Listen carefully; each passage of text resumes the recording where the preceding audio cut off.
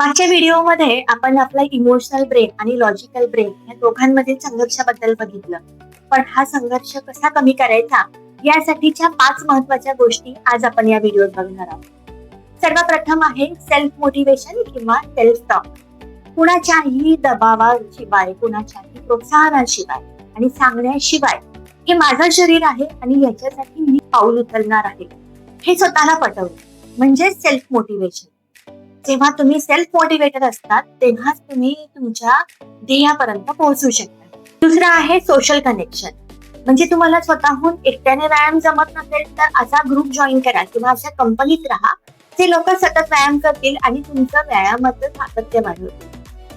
तिसरं आहे small changes म्हणजे छोटे बदल.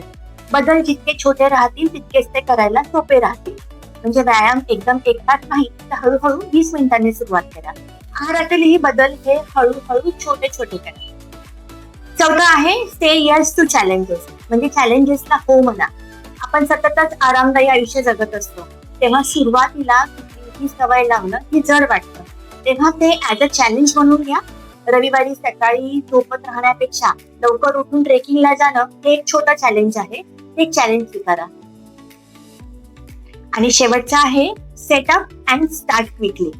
म्हणजे सुरुवातीला आपल्याला भीती वाटेल, कंटाळा येईल, अंग दुखेल, ही कितीही कारणं घडली तरी सुद्धा तुमच्या मोटिवेशन पासून डगमगीत होऊ नका. व्यायाम करायचा आहे, आदल्या दिवशी सगळी तयारी करून ठेवा. शूज बाहेर काढून ठेवा, पाण्याची बॉटल भरून ठेवा. या छोट्या छोट्या गोष्टी तुम्हाला सकाळी लवकर उठून चालायला जाण्यासाठी किंवा व्यायाम करण्यासाठी नक्कीच मोटिवेट करतील.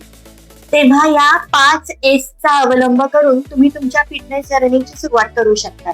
लक्षात घ्या, सुरुवात उशिरा झाली तरी चालेल पण सुरुवात होणं हे खूप महत्वाचं आहे.